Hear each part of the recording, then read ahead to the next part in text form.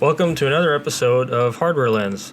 Today we're going to be talking about the RTX3080 series availability and some of the different models available from different AIB partners, and the Founders Edition as well. We'll be giving you our opinions on which ones we think are the best for your money, as well as talking about some of the crashing and capacitor issues that you've probably been hearing about for the past couple of weeks.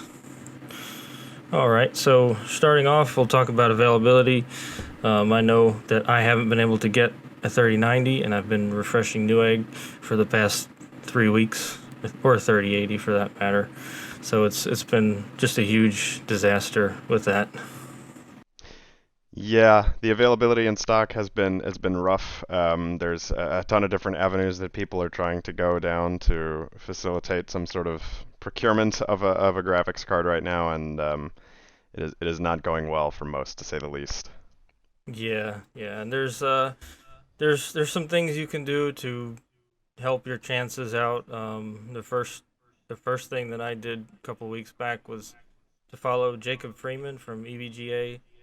He's actually doing a really good job of just responding to tweets on Twitter, and keeping everyone updated as far as stock and when the cards are coming back into stock at retailers and EVGA.com itself. I know EVGA, their website has been, they haven't been putting anything on there last week because they're trying to make the checkout a little bit faster. The last time they had a drop, the site crashed and froze for about an hour, and a few people got cards, and I didn't. So, Yeah, neither. Yeah, I think we both tried to struggle through that one. But it's a yeah, no, it's a very good thing to do. As I did the same thing and following him and been keeping an eye on the notifications. Every time I see a Twitter notification, I try to immediately jump on it to see what it is. But yeah, unfortunately, that has been with a minor degree of success as well. Even as the last time I saw him tweet about stock, it was about a 3090 on Newegg, and it was immediately gone by the time anybody had a chance to yeah, get to it. So yeah. I think that was on Friday. It just yeah, didn't last. no, So, no. but I have to hand it to EVGA though. They are trying their best to make this less of a disaster. I mean, they're going above and beyond, reaching out to customers and trying to keep their customers happy. And everyone's just so annoyed by all of this. Yeah, So no, it definitely. I mean, Jacob himself, EVGA as a company, but Jacob more so, I would say, deserves, a ton of recognition for his efforts in terms of communicating as openly as possible, which is to be above and beyond what the rest of the manufacturers are doing at this point. So, yeah, right. definitely worth calling attention to, and you got to give him credit where credit's due. But I think this has just been really handled poorly by nVIDIA from the start, and there's just unfortunately not a whole lot most people and even distributors can do at this point because there's just no stock, and as soon as there is, it's gone. It's kind of the same thing that the Switch was having earlier in the year when the pandemic kicked off, and Yeah, yeah. you There's know, just so much demand too because of the yep, pandemic, people stuck at home and yeah, wanting to build their PCs, and combine that with the fact that the RTX 2000 series was kind of lackluster aside from ray tracing. It really didn't give you any compelling reason to upgrade. So people just really want to upgrade now. I've been dying to upgrade my 1080 Ti, but haven't had a yeah. reason to. So Yeah. I'll be coming from a 1080, so coming from a card. I mean, at that point, even on the Ti, I'm not sure the benchmarks for the Ti specifically to the 3080 or 3090, but on the 1080 itself, it's about a at least almost 50% performance improvement, and even on some of the cards from the 20 yeah, series, well, you're it's getting. more actually. It's more like 100%. It's Yeah, double right. double the performance. Yeah, Right. That's what, so 100% improvement, double the performance is what I meant to say, but yeah, it's a pretty significant jump, and there was a lot of hype about it. They did they get a lot. I think they did a good move with their press release to be able to hit a lot of audience and kind of drive hype on that, which yeah. for better Maybe or for too good worse, of a job unfortunately. actually. Right. So, kind of a but byproduct of the interest right now, and I mean, the question almost begs to see is if this had been the 20 series launch, would there have been as much of an interest at that time for such, at the time, what was considered not exactly a huge jump besides the RTX, when it was benchmarked, there wasn't right. a huge improvement. So I'd be curious to see how that would have fared in similar times, but the Yeah, stars it's aligned here. interesting. Yeah, I mean, the other crazy thing is people are actually buying from these scalpers, a 3080 for Mm. $2,000, a 3090 for $3,000. So it's almost like they could sell anything for any price they want, and somebody will be crazy enough to Yeah, pay it. it's again, it was the same thing with the Switches. It was, they were marked up for 100% of their original retail value, if not more, and people were paying it because it was just so high in demand. But it's gonna come back. It's gonna come back at the right price. There's no Yeah, need to jump yeah. the gun just yet. It's Just wait a only, few weeks. yeah, hopefully. Yeah, and see what AMD does too. That's gonna That's a good be point. at Yeah. the end of the month. So okay, so before I just wanted to give a couple tips to maybe help your chances of getting a 3080 or 3090. Um, check Newegg, Amazon, and Best Buy, but the thing is, the bots are buying them up just about instantly. So one of the things that I've done recently is I've installed Distill, and what that does it'll look for any kind of anytime auto notify changes on Newegg, it'll immediately notify me. So it's one of the quickest ways to get notified. So you can see here if any of these change to add to cart, it'll send me a message. So maybe I'll have a chance. I don't know. I like to Yeah, think I don't that know. I might, but Yeah, yeah.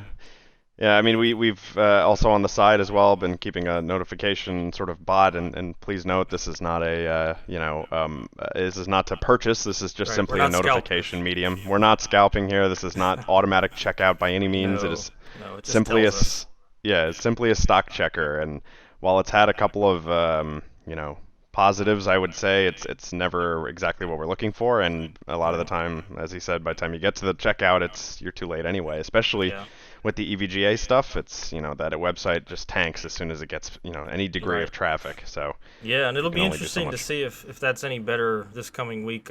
There's a chance it might be ready this week. And one thing EVGA is doing that's kind of cool is they're opening up the first bit of stock to elite members only. So you Hmm. can't check out unless you're an elite member, and that might help a little bit. So we'll see what Hopefully, happens. yeah. Yep. Okay, Um, so yep, go ahead. yeah. No, I was gonna say, additionally, just in general, anything that you can do in terms of notification channels through something like, the Reddit forums as well for NVIDIA. If you're cycling by new, you might get some good notifications through there as well. But as we said, disclaimer: let's all try to avoid these botting systems because it's just adding to the problem. Notifications one Yeah. thing, but and also worth mentioning as well, I know at least with EVGA's website, since I've been very much in tune to their changes as Jacob has been talking, they're adding CAPTCHA to their checkout as well, so it's going to be harder for bots to Right. get in through that checkout process too. So I Yeah. think as time goes, that will become a less viable option. So Yes. Yes. I think so. And the other issue too is, I mean, it's capitalism, supply and demand. If Nvidia would have just made more of these, then wouldn't have this yeah, issue. So yeah, yeah. and on that same thread, keep in mind, I don't know how this is going to go for the 3070s, but they have already delayed their production dates Right. by I forget the exact number. I think it's about a Yep. week or so. October 29th now, 2 weeks. Yep. Yep. Pushing So, back 2 weeks. hopefully they're going to be a little more prepared, and the stock is starting to ramp up in all avenues. But we're going to have to wait and see how that one goes too, because Yeah. people, Oh, I think, were hoping gosh. that 3090 would be a little bit better, but we all know how that ended. So, No. Yeah, we thought that $1,500 price would deter some people, but nope, no, not at all. nope. What else can you spend your So money on right now, right? So, right. Yeah. Yeah, and that stinks for those of us who actually need a 3090 for what they're doing, which is probably not that many people because it only makes sense in a very small usage case, and that's kind of what we're going to get into next. So the next thing I yeah, want to talk about is the 3080 versus 3090. Do you need a 3090? Because really, it's only 10% faster or 15% faster in best case scenario.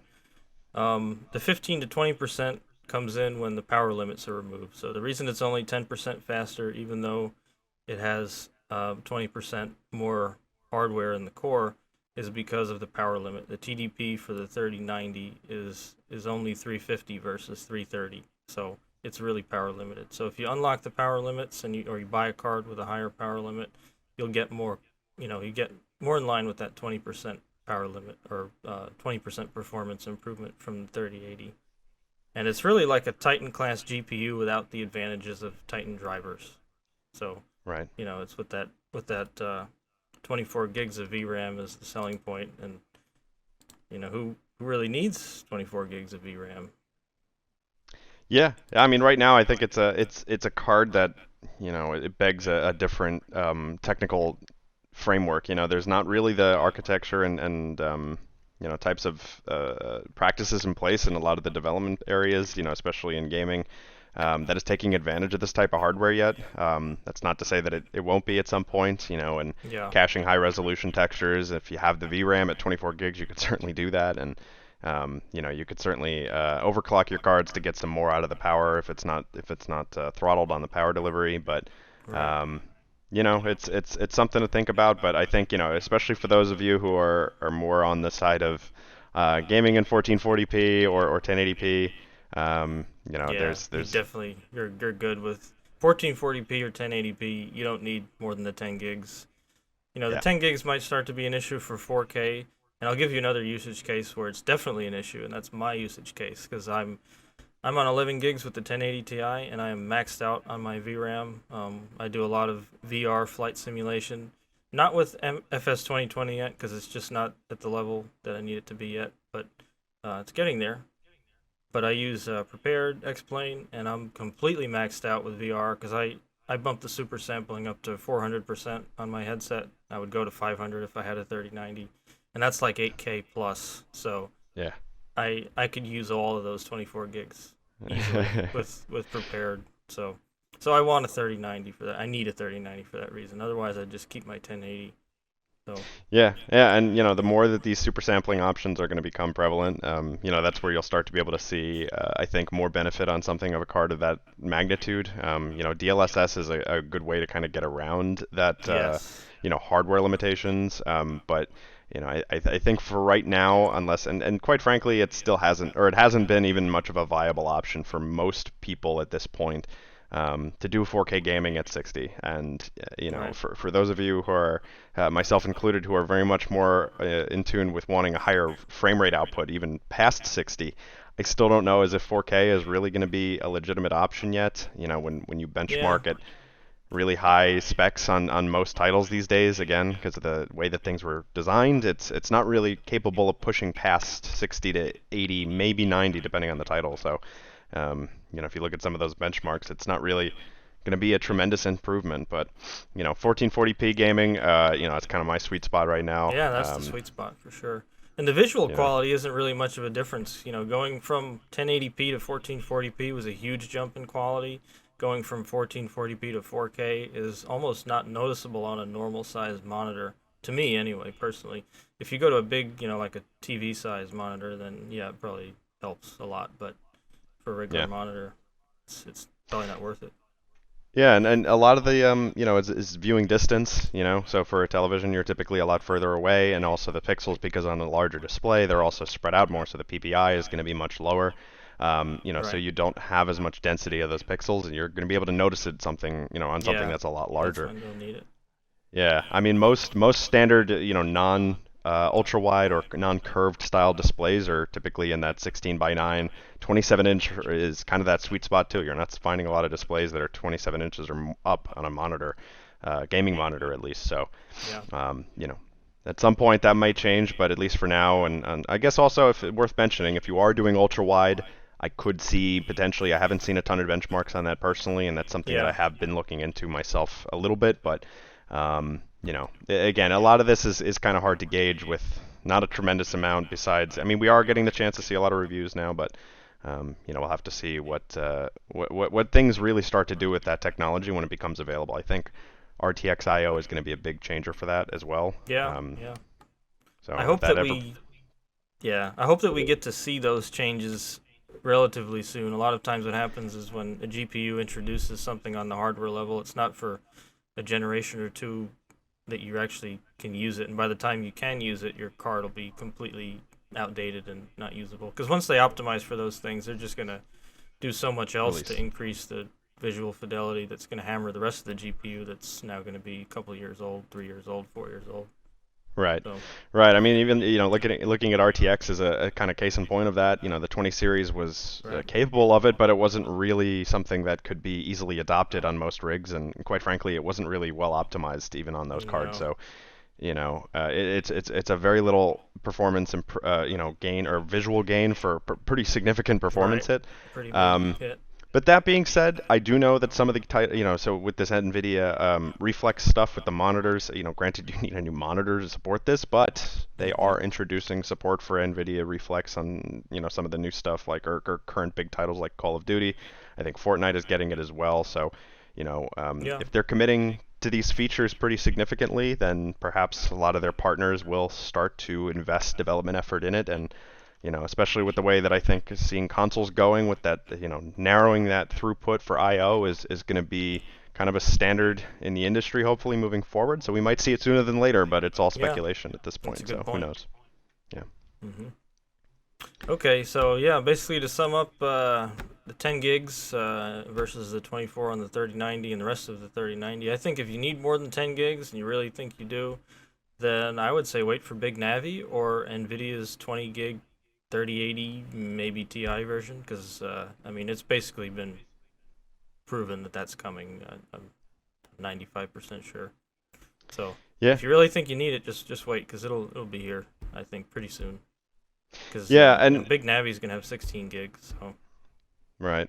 Yeah, and as we talked before, I mean, it's at this point, I think, even for 4K, there's not a huge amount of use cases for that. But if there are, if you're really needing those big memory counts to do your use cases, then it's worth waiting to see what's going to be available because these just came out. It's impossible to get one as it is, so you might as well make the informed decision and wait maybe towards the end of the year to see again maybe what Big Navi is going to look like and I would expect maybe NVIDIA to be a little bit longer than that, but I guess we'll see what that comes out yeah, looking like in the long term.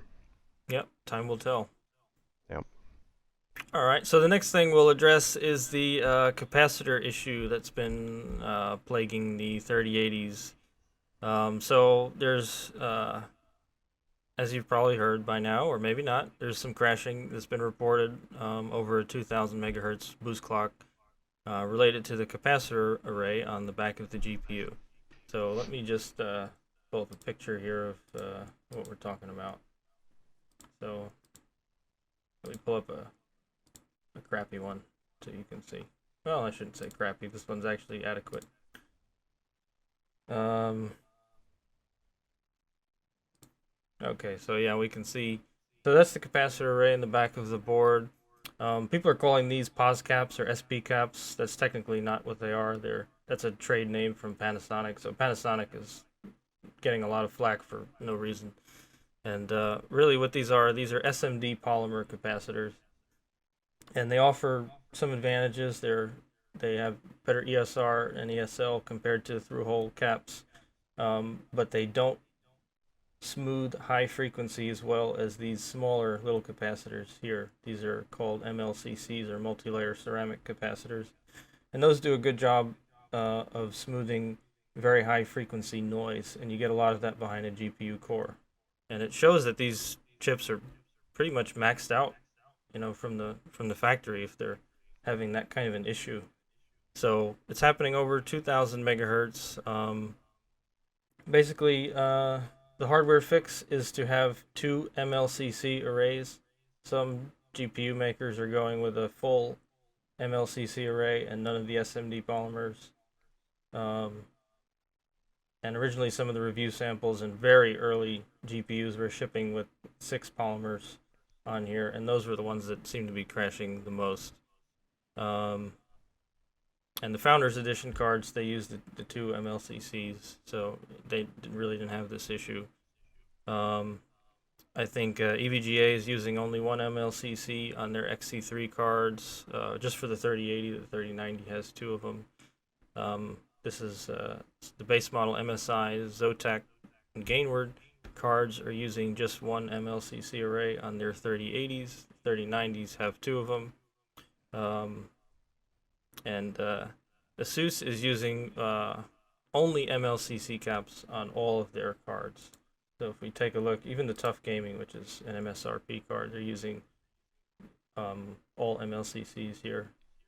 And also another thing to note is NVIDIA's put some new drivers out that reportedly fix the problem and don't really seem to affect performance at all. So that's good. So really, I mean, I wouldn't worry about it too much. Yeah, Thoughts? I think a lot of this is very much like, the enthusiast issue. I'd say a disclaimer to this is almost if you're a standard user, you're probably not going to run into a tremendous amount of issues with this by the time you get the card in hand. As we just said, there's, At already least with been the drivers. Yeah, at least with the drivers, because people were getting Right. crashes at stock settings without overclocking. So, Right, right. But in terms of a lot of this was also done in pre-release when there weren't like full-fledged drivers available. right, We have had drivers since to kind of address these issues, and also I think just earlier last week or middle of last week or so, there was even further driver adjustments made that were made to in terms of the crashing issues. So I think this should be smoothed out over time. I don't think it's that big of a deal though. I yeah, mean there are certainly better, I would say, cards power-wise for sure, and that's something that is worth looking into depending on your use case. As we just showed, I think the ASUS is kind of a no-brainer in a lot of the performance aspects because of how much they are engineering in that area, as well as just also their TDP is being a lot higher than most other cards. But right, most of these, I think, out the box are going to be, pretty fine for most people. So, the yeah, 3090s, I'm not sure if I've seen as much on crashing for the 3090s. I think yeah, a lot of this is more towards 3080, but yeah. yeah. Because I know at least EVGA, for example, their 3090 never shipped with less than two MLCC arrays, so Right. it didn't have the problem. Um, Yeah. and that's what we're going Yeah. to talk about next. Is we're going to kind of get into all the different AIB models as well as look at the Founders Edition just a little bit. And unfortunately, we don't have any of these to show you in front of us because just like you, we can't get them. So, Yep. we're not a big channel yet, so they don't just send us free stuff. Maybe one day, but Maybe one day. that's. Yeah. Um, but yeah, so we'll talk about some of the different cards. There's quite a few differences. I mean, if you're just a regular average user and you don't care about overclocking and performance uh, and you just want to plug it in and turn it on, then you're probably gonna be good with just about any of these models. Oh yeah. But what we're gonna talk about next is more geared towards overclocking and just getting every last bit of performance out of your card. Maybe you're a flight simmer like me, where every bit of performance is absolutely necessary. And don't forget, VR is coming to Flight Sim 2020, and that's going to need a lot of power, I'm sure. So, Yep. Yeah, and as he said, there's a ton of great cards out there. You'd be hard pressed to do poorly on your decision. If yeah, you are in any way interested in any type of overclocking through software means, something like Precision X1 or Afterburner, there are models that allow for higher power throughput, and that's probably going to be one of the things you'd want to look at the most if you are going to look at that casually, but we'll kind of get into some of those specifics here in a moment. So, yeah, and I think you'll see that there's one clear winner here, at least in my mind, because it offers seemingly so much more than the rest for a lower price. So and spoilers, that's the ASUS Tuf model, and we'll talk about why we think that, or at least why I think that. We'll start with power limits, I guess. Power limits are pretty important for overclocking. Usually, these GPUs in the last few NVIDIA generations have really been limited by the power limit, more so than anything else. And the ASUS ROG STRIX and the EVGA FTW3 currently have the highest power limits right now. So here's some photos of the ROG STRIX. I think this is probably my favorite looking 3080, 3090 as well. I just like the design. It's a nice, yeah, they clear, clean. Yeah, I think that's definitely going to be an interesting one over time to see what people prefer if you had the Yeah. choice. They're all beefy. It's really hard to kind of tell through screenshots. I think they're very, very hefty cards. So Yes, I, they I are. so I always liked honestly the Founders Edition. I think is a really cool looking card. I It like their is. kind of dual Yeah. fan throughput design is kind of really interesting, and I'm curious to see how well those clock because of the temperature, to see how well it cools. Yeah. Well, But that being said, most of the reviews that I've been seeing from Gamers Nexus and Hardware Unboxed and things. It does pretty good, but it doesn't do better than the AIB cards. I think a lot of that is because it's actually quite a bit smaller than most of them. One thing it does do is it exhausts more heat out of your case because it has this blower fan that blows out the back, which none of the other cards do. So it'll keep the rest of your system maybe a little cooler. It might be a good consideration if you've got thermal issues with your case. It's not a bad design, that's for sure, and it does well. It does better than some of the lower end AIB cards. Yeah, and it's a compared to pretty much every other card that's being sold is a two fan design as opposed to a three fan. Well, I don't think that Right. that has a Yeah. tremendous amount of bearing. The biggest one here really is going to be the considerations on size for your case. Throughput with the temperature and air and things of that Yeah. nature, along with just being able to fit the darn thing is going to be really, I think, important to check ahead of time. So definitely check out the measurements before you proceed. There are these are really really hefty, especially on the 3090 side if you're looking 3090. Yes, Um, definitely. Yeah, even the you know, FE 3090 is pretty giant. And then of yeah, course you got the 12-pin power connector on the FE, right. which a lot of people don't like.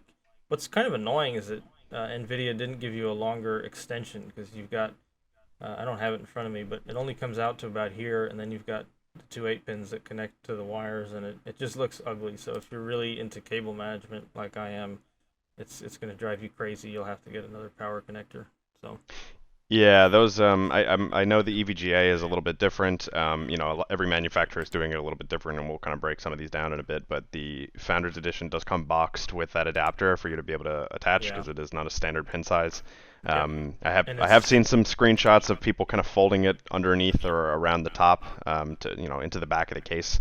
yep, But it is a very very small, probably only about 3 or 4 inches, 2 to 4 inches or so in terms of length. So you don't get a lot of wiggle room in terms of yeah. hiding it. So something to consider for sure. Although I'm sure we'll also definitely see some, things coming out from manufacturers in the near future from power supply makers Yeah, to they're already out. accommodate. So Yeah, yeah, Seasonic has a cable. EVGA's got one. Most of them do yeah, have them available. yeah. So So if that's gonna really grind your gears enough, then definitely something to look into. Um, I'm sure they're priced accordingly, and but it does come with the box. At the box, it will have that adapter if needed, so you can get by at least until something else can be done. But hmm. in terms of the other cards, they do kind of all vary in terms of how they go about it. Yeah, We've well they're seen that either one in the FE or going to be 3-pin or triple 8-pin or dual 8-pin for the AIB cards. right. And I guess now would be a good time to kind of go down the list. So we talked about the RG STRIX, so let's just continue that and finish up our thoughts. I like this one. Thermally, it seems to perform pretty well, and all these pictures are coming from TechPowerUp.com, and they've got a lot of good high quality images that we're going to use. Uh, but I like this design. It's got a nice big open slot in the back for airflow, kind of like the Founders Edition has, although it's not as big as that slot. Um, but that should help with thermals. It's not covered up. Um, what else can we say? Of course, it's using the 6 MLCC arrays. And then if we look at and then the triple 8-pin, um, which is nice. A lot of people also think that a dual 8-pin can't handle more than 300 watts, which is not correct. That's just the ATX spec. It can handle like 500 watts if you as long as your wires are the right gauge. Um, so let's look at the PCB a little bit. It's got a beefed up VRM, so this is one of the strongest VRMs you can get on the 3080, 3090. I think let me see what's the phase count on that. So it's an 18 phase VRM for the GPU, which I think is among one of the highest phase counts. You've got a lot of capacitance here. You can see they're using some SMD polymer capacitors on the back side here, um, and then on the front they're using mostly SMD polymer arrays, which is good for this part of the VRM because they're better than these through-hole capacitors, which are not bad, but um, it should offer just a little bit smoother voltage regulation. So good overclocking card, I'm sure. One of the best VRMs, but also pricey. It's about $810 for the 3080, and the 3090 is around 18 or 1900. So Yep. it's definitely pricey, but you're getting a lot of quality, and this has some of the best temps out there. Yeah, so I think, if you're gonna, if we're gonna kind of put this at the top of our list, there's maybe one or two close competitors, but it's gonna be really hard to kind of come close, and especially just again with that power throughput idea in mind. They, I think, get up to, closer to 450, 500, whereas a lot of the other ones don't even come close to 400. So it's something to consider again if you're looking to overclock at some point in some capacity. That's something to consider for sure. Yeah, and the power limit for this, that's a good point. It is the highest of all of the cards. It's Yep. I think it's 300 380 watt or 480 watts. I think it is Yeah. somewhere around that neighborhood. So yeah, it's the highest. The next highest is the EVGA FTW3 with a Yep. 420 watt power limit. That card hasn't been really that available for reviews. Nobody's really looked into the PCB. I was hoping I would get one so that I could do a good PCB review of it and tear it apart for this channel, but I haven't gotten one yet. But it's a good one. It's got 420 watt TDP. There have been some thermal reviews out there. It seems to be a really good thermal performer as well, and usually their high-end cards are among the best, just like the STRIX.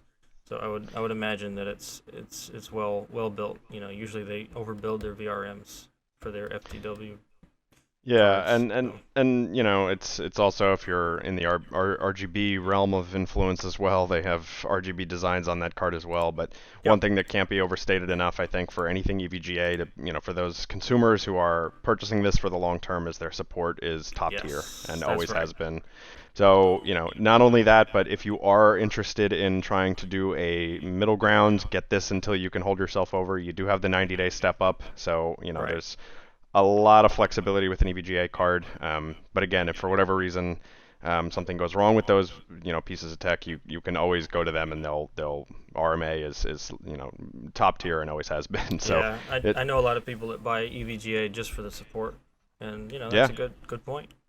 Yeah, and that's honestly something I would be considering myself, just because I'm not somebody Hmm. to upgrade as frequently, especially on a graphics card. You're effectively buying, for anything console related. I mean, you look at these prices, you're spending a good 100% almost more for what is effectively a middle ground generational leap for a lot of the upgrades that you'll do on a graphics card. And Yeah. while that can be really powerful in the PC space, protecting that investment is very important, because if something goes wrong, it's a pretty expensive blunder. So it's good to have that security. Not to knock Yeah. any of the other manufacturers. There are other good ones. I've heard good things about Zotac as well. Mm. But there are it's something maybe to look into as well if you're planning to make this a longer term purchase to hold you over for however many Yeah. years, 4 or 5 years. Definitely. Or if you just want to wait for that 20 gig version and you want to step up from a Right. 3080 10 gig to a 20 gig, if they allow it. I don't know for sure if they're going to have step up for the different 3080 versions. I haven't heard confirmation on that, so don't take my word for that.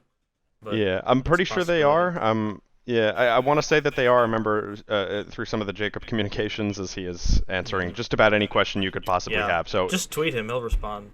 yeah, pretty much. If you want to get a 100% answer, you could definitely tweet at him. I wouldn't be surprised if he responded, or if that question has already been asked. I do know they're doing step up for 3080 models. I don't know if it would apply to any of Yeah. those situations, but I'm pretty Right. sure it would, knowing EVGA. So something to consider, and it at least is an option to look into.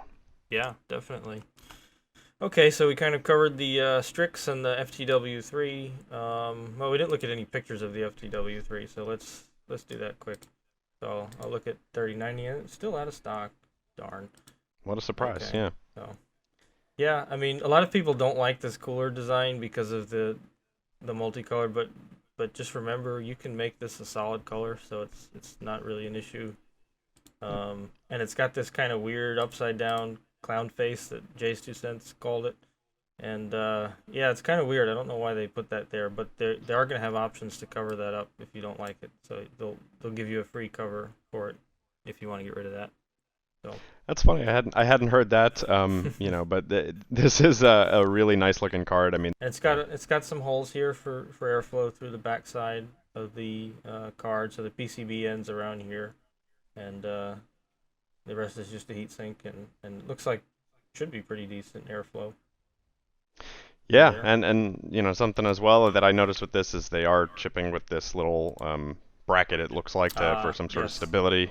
Hmm. So again, these are really beefy cards. If you're doing Yep. any type of 3090 build, stability of that weight on the PCIe slot is something to consider. Yeah, If you're you have gonna something want to, to support it. yeah, you can either give it some sort of, I've seen people 3D print stuff, if that's an option, great. Hmm. Otherwise, you can always look into some sort of vertical mount kit as well as an option. But the bracket at least is a good thing to come out the box to have in terms of adding extra support, because again, this is not something you want to have ripping your sockets out of the motherboard. So any support to avoid bending and faulty things happening there can be a win for sure. Yeah, and yeah. All right. So let's move on now. We'll talk about the MSI. So this is the 3090, and then we've also got the 3080, the Gaming X Trio. And this card kind of disappointed me a little bit, because you've got triple 8-pin power here, um, but this VRM is kind of bare minimum. It's not bad, but it's nothing special. It's certainly not at the level of the FTW3 or the ASUS ROG or even the Tuf Gaming. So you've got triple power connectors, but it doesn't. The power limit's still pretty low. So I think it's only a little bit higher than stock. Yeah, pretty much. Um, I think most cards, MSI not excluded, struggle with getting past 400. no, this one doesn't even get there. I think it only goes. And okay, so that was the 3090. So let's focus on the 3080 from MSI right now. But yeah, I think it's only got somewhere around a 350 watt um, power limit, and I know it's only a 13 phase GPU VRM, a 3 phase memory VRM, which is adequate, but for extreme overclocking, it's not nearly as good, uh, or any overclocking. It's just not nearly as good as what you can get for the same price from some of the other vendors. Another thing I don't like about it is there's no cutout here on the back, so there's no airflow through the back of that back plate like the other cards. it's a solid card. I'm just like all of these, worth kind of noting they're not bad. It's just that if you're looking for pushing it to its limits and kind of getting towards the upper ends of any type of thermal performance, or just clock speeds in general, you're going to want to make sure that you have something that can really deliver that type of power and also keep it cool. So if you don't have the room to support a cooling system like this or setup like this, that's something to consider. But if you're Yeah, just a casual user, then this is going to be and probably even fine, like just all of these will be. yeah, and even this probably won't affect your case temps, but it will affect the GPU temp because Right. you've got no airflow through there, and you've got just the one MLCC array. So this again, it's not a bad card. If you find one in stock and there's nothing else in stock, then get it. It's gonna be fine, unless you're really care about overclocking. Then I would wait for something else. But when availability does come back to normal levels, then I don't know. I have a hard time justifying this card when there's better choices out there for less money, because uh, this is not their the Gaming X Trio. I think is their premium model, so it's Yep. not um, not anything special for the high end $200 plus MSRP model. So Yep. Yeah, and especially if you're in the 3090 trying to do the higher end models, you're talking about a $300 or $400 price increase almost on some of them. So if yeah, you're spending that kind of cash off of what is already $1,500, there are better options. It's just flat out. So yeah. it's worth considering. Again, everyone's going to have a different scenario in terms of their use, but worth considering again, especially on a purchase of this magnitude. Right. So yeah, and unless it's the only one in stock, I don't know why you'd go with this one. Okay. Anyway, moving on to Gigabyte, we've got the RTX 3090 Eagle OC, and this is another maybe polarizing design. Some people like this cooler, some people don't. I don't like that cutout. I don't like No, I don't like the way yeah, it looks. I 100% agree. That's the thing I first thought when I saw this card is that lip at the top and the Eagle logo. It's just a bit ridiculous. Because not to mention, most times when you're looking at a card, especially in a traditional case, mid-size tower, you're going to have it on its side, so you don't even see Yeah, that. you'll And be seeing that. yeah, it's just going to be kind of goofy. It's a bit awkward. I mean, the thing is already hard enough to fit. Do we really need anything else taking up that Well, valuable I case think. space? Well, let's actually remember though that most of the cards are the same height all the way to the end. That is So this true. this one's actually smaller here. So I don't think fitting it would be any more of an issue than the others. It just kind of looks weird to me. But design wise though, it's not bad. I mean, it's got a pretty big cutout here for the for airflow. Although a lot of it is blocked by the cables because they're using cables to relocate the dual 8-pin connectors away from the PCB. So they didn't want to put them over here. They put them over here, I guess, to make your cable management easier. Let's also note that that's going to make it hard to put a water block on this if you want to water cool it someday. Trying to get a full coverage block for this is probably it's going to be tough because of the way they have those cables. Let's see, let's get a PCB shot so we can see how it looks. But yeah, that's kind of how they did the cables. Instead of just they probably ran out of room on the PCB, so they had to do something like this, which is just kind of odd. Well, sometimes you think of these things after the fact, and you got to make do with what you get. But it's Yeah, probably the changes would have been too substantial to make at the tail end of designing of the board. So instead of going back to square one, I mean, they're not going to have time to do that. So and it's a you decent work with what you got. PCB. Yeah, so I Right. mean, the fact is they are cramming a lot onto it, so maybe that's why they did it. It's got a pretty decent VRM. You don't see any polymer caps or SMD polymer caps here. They're through hole caps, which is not as ideal as the SMD polymers on this side of the VRM, but not bad. It'll be fine for the most part. For the actual phase count, it's a 15 phase on the GPU, 3 phase on the RAM, so it's adequate. It's more than the reference design, so it's overall a pretty good PCB design. I can't really knock them for that. They're not cutting any corners really. Um, and I think all their cards now do have the two MLCC arrays. So even though this has the SMD polymers here, 6 of them, I don't think that's what's actually shipping these days. So Yeah, it's a good card. I mean, this is another one though that I think thermally, or not thermally, but power-wise, is not hitting. Again, these yeah, 400 marks are rough for any of the overclockers out there. So something to right. consider. But And that was an it's interesting thing too that I noticed. There was 2 reviews. So this TechPowerUp review shows it having a pretty high power limit, but then Gamers Nexus did a review and they were really limited by the power limit as far as the overclock. It was one of their worst overclocking models because of the power limit. They couldn't go any higher than stock. So Yeah, yeah, and there's something to be said for uniqueness of every card. It's the same for a CPU. You never know how your card is going to react exactly. They're all a little right, bit different. So, definitely. um, those are. I mean, because of the availability, there's limited testing that's happening as well to an extent. We do Yeah, have numbers for some of this stuff, but as people start to get their hands on it more, we'll start to see more testing happening, more reviews, more metrics taken, more benchmarking. So. The only blessing in disguise happening here, or if one of the main ones I would say, is that we're able to be more informed about the purchases before right. we make them, because there is so much time between these organizations getting them, be it any of the previously mentioned ones, Linus Tech Group and things like that. So there's a bunch of different ways to get info before you purchase, and luckily there are plenty of people who are going to provide that at some point, so you'll be able to make Yeah. an informed decision. So This might be a sleeper at some point, but at least early signs saying, again, the FTW3 and the Tuf Gaming are just miles above in terms of the power, and that's going to be a big key for the overclock. So. Yeah, yeah.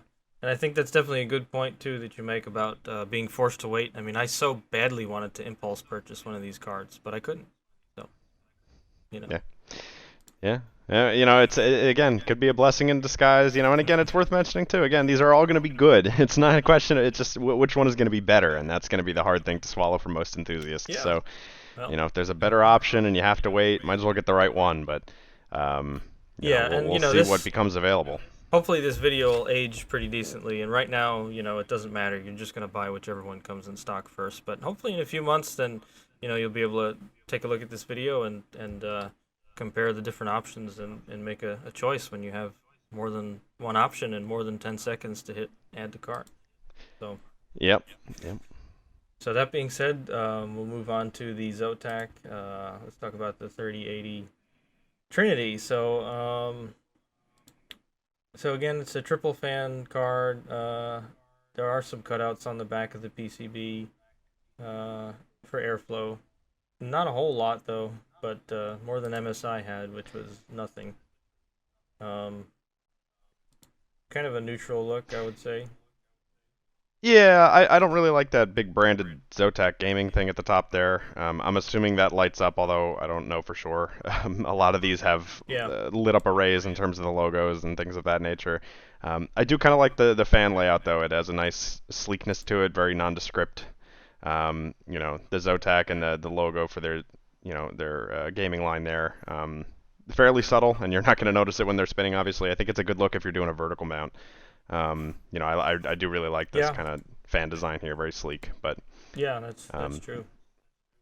Like you said, the back in terms of thermal performance, again, I mean, there's definitely more than the MSI, but that's definitely not the most you could have there. It's fairly limited. Yeah, so something to consider again. And a lot of these as well, if you're doing any type of SLI config as well, although that's not really very common these days. They all have a bit of a variance in terms of where they mount that bridge, so that's something to consider as well. You'll need a 3090 for that because the 3080s don't have it. So if we look at the this is the 3090, and I think that's it there. But yeah, the 3080s don't have it. So I mean, SLI is kind of pretty much dead now. NVIDIA is not even supporting it in the driver level anymore. So.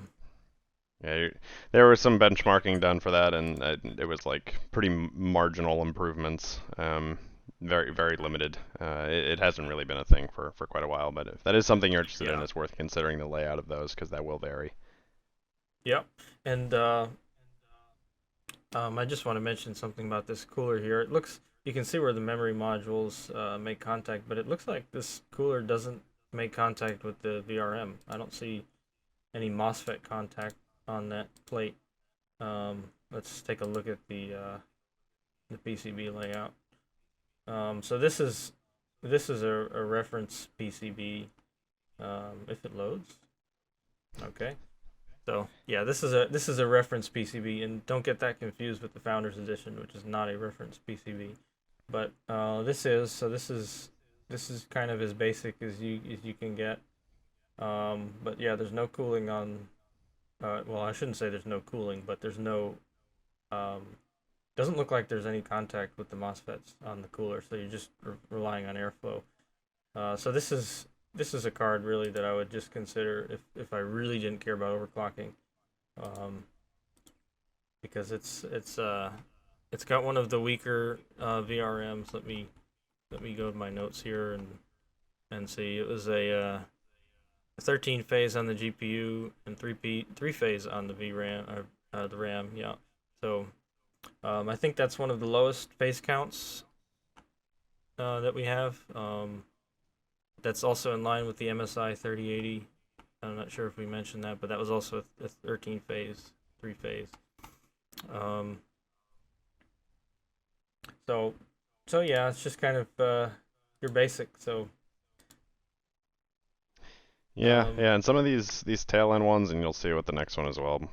They all kind of fall to a similar design aesthetic, like and you like the know, palette. similar backplate design as well to an extent. Yeah, the palette here, it does have definitely markedly better cooling, I would say, on the backplate. There's a lot more throughput with those Well, grates happening. yep, the But palette this does actually have the has, cooling. yeah, Yeah, VRM cooling right there. So I don't know why they yeah. left that out, but yeah. Yeah. I mean, it could be. No, no, yeah. It's something. Again, these are kind of on the fringe of the usage scenarios if you are overclocking, and you want to have that type of cooling available for you. And it does look like the palette here has a much better backplate, especially Hmm. again, like that throughput Yeah, to the that's a heatsink is going to be really important. pretty nice wide Um, opening there. Pretty yeah, unrestricted. yeah. So So you know, it's worth considering. You know, we don't have a ton of benchmarks on these yet, I don't believe. So you know, it's still to be seen how well it works. I don't really care for the design too much, but yeah, I you know, kind of like it, again, but yeah, that's all it's subjective. But yeah, all subjective. It's not terrible. They're all kind of similar, honestly. It gets a little bland after some of the more eccentric ones. yeah, I mean, it's not Um, my favorite. It's it's not the ROG Strix, but it's yeah, yeah. Um, so yeah, this again the palette. I think they're using yeah, it's again as bargain basement of a VRM as you can get for the 3080 design. It's a reference spec, and they didn't go above and beyond in any way here with that. Although they do have cooling on the MOSFETs for the palette, so that's something. Oh, actually no, it's a 14 phase, so it's technically better than the Zotac. So oh, yeah. I mean, we'll have to see how this. You know, they're an interesting brand, so we'll have to see. You know how this ends up performing over time. yeah, Um, you know, but a lot of these are gonna have some headroom for you know their wiggle room in terms of their overclocking capability. It's just gonna be a question of how well yours does and how well they handle over the load. So you know we'll have to see how that goes down and down the line how things look in the long term. But you know yeah. this at least does look like it's gonna have some good thermal performance for it for sure. Yeah, I would say so. And I don't know anything about the power limits on the palette. I just don't have that info. Yeah, Um, yeah, Another interesting thing I noticed about this one is it's only got a two phase for the memory VRM, and normally that doesn't matter, but we're seeing higher phase count with the GDDR6X RAM as it seems to pull uh, a lot of power from memory compared to just regular six or five. But efficiency right. wise, it's just the same because it handles a lot more data. But so I think that's why Right. you're seeing 3 and 4 phase memory VRMs on these cards on most of them. Um, okay, so I guess the last one we'll talk about is the Tuf Gaming. Um, so cooler wise, I think it's a pretty neutral cooler. It's got some LEDs up here on top, triple fan design, um, pretty nice sized cutout, and thermally, from at least the reviews that are out right now, this seems to be one of the best thermally performing cards on the market. So this is my favorite 3080, 3090, just because it's available at MSRP. So it's thermally one of the best. Full MLCC array, so they cut no corners on the PCB, as you'll see when we look at the VRM. It's got a great cooler. Some interesting things about the cooler. Now this is a dual 8-pin, not a triple. But the cooler, it's a really beefed up cooler, so it makes good contact with the VRM. And they've even got this dedicated memory slash VRM heatsink going on that's separate from the main cooler, and that's a pretty interesting design. I like the way they did that.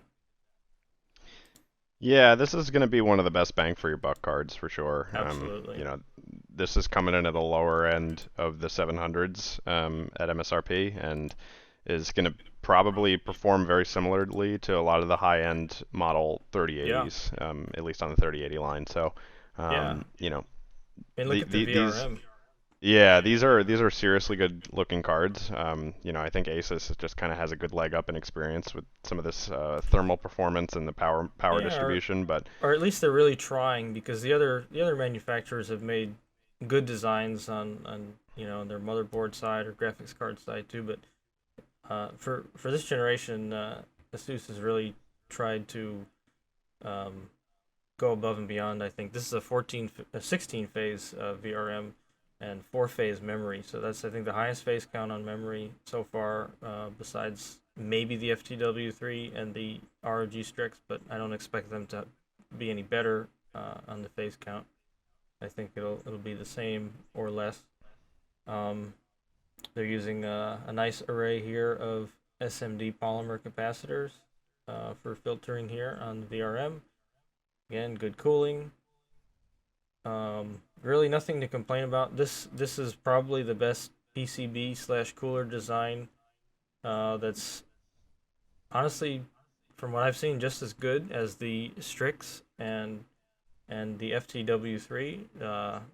The only disadvantage it has to those models is that it doesn't have the extremely high power limit. It's got a relatively high power limit compared to the others, but it's not as high as the Strix or the FTW3. So that's the downside. But again, it's an MSRP card.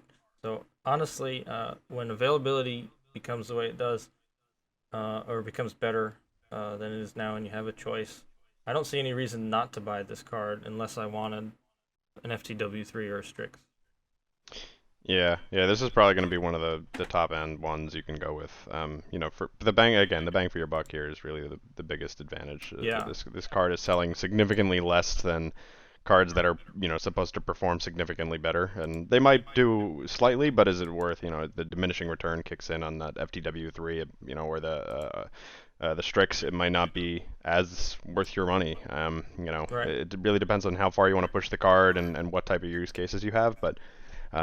The Tuf is going to be a seriously good competitor for best bang for buck, I would say. Definitely. And it's not the worst look either. It's a solid look, I think. Yeah, it's pretty neutral.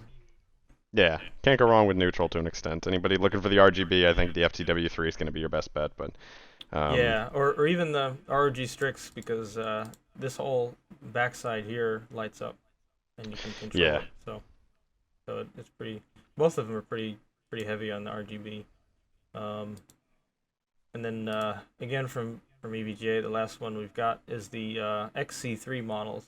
These cards, the only reason I would say to go with one of these is if you want EVGA's customer support, because design-wise they're very bare bones. They have stock power limit, so one of the lowest power limits. I think it's only a 330 watt power limit. And the cooler's kind of on the small side. The PCB design is reference PCB, so don't expect it to be any better than the Zotac or the Palit. I like the way it looks, aside from that clown face. But the rest of it, I like the way it looks. But yeah, it's a nice, simple looking card. The RGB at the top is fairly mute, and it's all tweakable, but yeah, the EVGA thing is a big selling point for a lot of people. So if that's going to be really important to you, you're definitely fine getting an XC3. Just keep in mind, as we said, it's performance-wise, you won't win any contests with it, but for that support, if you really want it, that's definitely. Yep. Okay, and the last design I just want to hit on real quick is the PCB of the Founders Edition, and as we talked about the cooler, it's a good cooler. It's a smaller cooler, so the temps are a little higher than most of the AIB cards because of the fact that it's a smaller cooler. But it does exhaust a lot of heat from your case, so that's a plus sign. And I think nVIDIA really did a good job with the reference design this time. The last few cards, last few generations, they've been improving their reference designs, and in this generation, they really improved the cooler. The PCB design is solid. It's got solid VRM. In fact, they're not using any through-hole capacitors in their VRM. They're just using a ton of SMD polymers, which is good. So it should be a strong VRM. They probably, honestly, they're doing it for the space. They don't have space for the other capacitors. It's got 2 MLCC arrays, and it's just overall a very solid design. It's a 15 phase. So. Yeah, and these are really solid. Like I said, the cooling is going to be a really good benefit for these if that's a concern for your rig. Um, Yeah, I think Performance it'll. wise, like it's not going to win any contests for sure, as we've kind of hinted at with a lot of these. But um, I'd say the only other downside is that power connector with the adapter can be a little bit obnoxious. But otherwise, I think honestly this is one of the best looking cards personally. It's one of the most unique. The Yeah, kind of the brushed metal finish with the black fins is a really cool look, I think personally. yeah, Has a little bit of lighting to go along with it if that's your thing, and they're all going to perform really well. So, to bring it all back again, you really can't go wrong if you can get your hands on one of these. You're probably going to be fine, for most yeah. uses, and Hmm. um, definitely something to be said for just getting your hands on one. So if you can, Yes. do it. Yeah, yeah, and you're gonna have a little bit of a tough time with the Founders Edition. I think you're stuck with NVIDIA.com and maybe Best Buy. Yeah, Best Buy is Best Buy also should selling have them. them. Yep. So Yep. so yeah, they're kind of they're tough to get right now. But yeah, it's a good design. I think I'd pick this over the Zotac or the Palit just because it's a better quality PCB design, better electrically. It's a better design. So I would I would probably choose this over it. Although I know you really like the design of the cooler. I'm not sure if it would look good in my build, but it's certainly not a bad looking cooler. That's for sure. Yeah. Yeah. And in terms of cooler design, the one fan with the blowing out to the actual case exhaust could be a really good benefit for some people. So that's something to Yeah, consider too. yeah, for an Um, ITX build maybe. yeah. Yeah. In terms of compact, this is a nice card, and to take that with a grain of salt, obviously, is they're not really compact by any stretch of the imagination, but No. they do very good case ventilation. So if you're on a smaller build and you can vent out some extra air with this guy, then you're definitely not going to be making the wrong decision. Um, Yeah. 3090 is very similar in terms of this as well, so you're not going to have a lot of variance there. But the Although card it's itself bigger, is it's definitely bigger. sure is definitely bigger. So That's no, these things are the size of a small dog. So if you can fit a dog in your case, go crazy. But yeah, um, right. these are nicely designed. There's a lot of high quality parts. NVIDIA did a really good run this time with their 30 series. So um, Yeah, until we kind of everything see. except for availability. But, Right, and that's the one thing we can definitely criticize heavily about all of these is, the stock. So, yeah. we'll have to see how 3070 goes. So any of you hanging out for Hmm. 3070s, I think that's going to be kind of the steal in terms of pricing, although it's not much cheaper than the 3080s, especially at the baseline price. It is still going to be a really, at least, according to what they've been talking about and what some of the things we're seeing is it should be a really good buy, assuming you can get your hands on one. So we'll see if it's any different. But Yeah. maybe this 2 week delay will allow them to prepare a little bit better for the influx of desire at the beginning of the release. But again, All only right. time will tell on that one. Yep. And who knows what's gonna happen with Big Navi? A lot of Yeah. the leaks coming out with that are showing it to be very strong. I always take the leaks with a grain of salt. I've been around the PC hardware space for enough time now to have seen uh, on paper when a card looks like it should blow the competition out of the water and it just doesn't deliver in real world performance. So I don't know, but I hope it's good because competition is the best thing for us all. So I hope AMD's design really kicks butt. I hope it's better than NVIDIA, but I don't know for sure if that's gonna happen. We'll find out. Yeah, and as things start to get stronger on their side and in the processor area as well, we're starting to see bigger pushes from the competition. So the more Oh we yeah, can have in the area where these manufacturers need to push the line a little bit harder and offer more value, I think the value proposition on this current generational release is going to be really good for Nvidia. I mean, the previous year's cards, the 20 series stuff, were not really that great until some of the super stuff came out. I feel personally, yeah. Hmm.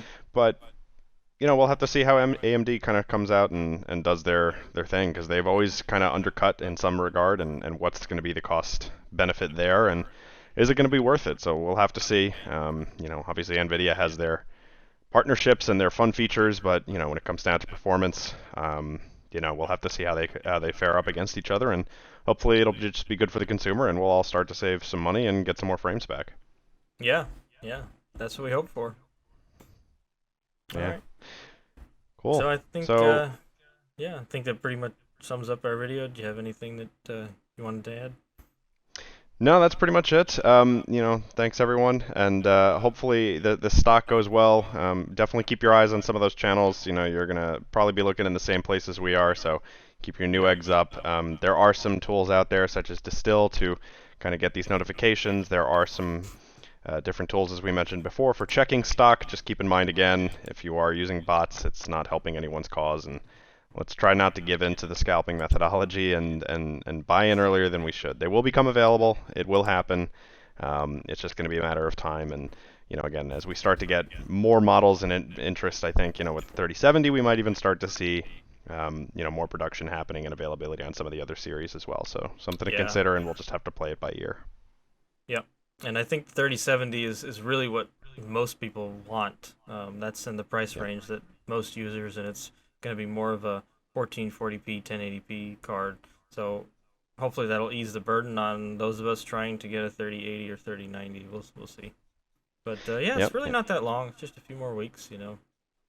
Yeah, So well, we can only hope, and with the console releases also looming over the horizon, if the interest starts to drive in those areas too, we are, especially as things ramp up for the holidays, production is only going to be changing and becoming more dynamic as time goes on. So keep your yeah, F5 buttons handy, and keep an eye on some of those social media channels. A lot of these notification tools are not that optimized, and by the time yes, you actually get notified, it's too late. So if you're looking to kind of stay on top of it and catch something before it goes, look into some of the suggestions we made, and may the stock ever be in your favor. yeah. All right. Well, yep. Thanks for watching. If you like this video, please be sure to subscribe, drop us a like, and let us know how we did in the comments. And we're also taking requests for custom PC builds. If you'd like to have a PC built by us, we can do that. We can do custom water cooling, overclock PCs, budget builds, whatever you want. We're looking to do that for just the cost of the parts. Nothing additional for you, because we need the content for our channel. So let us know if you'd like us to do that.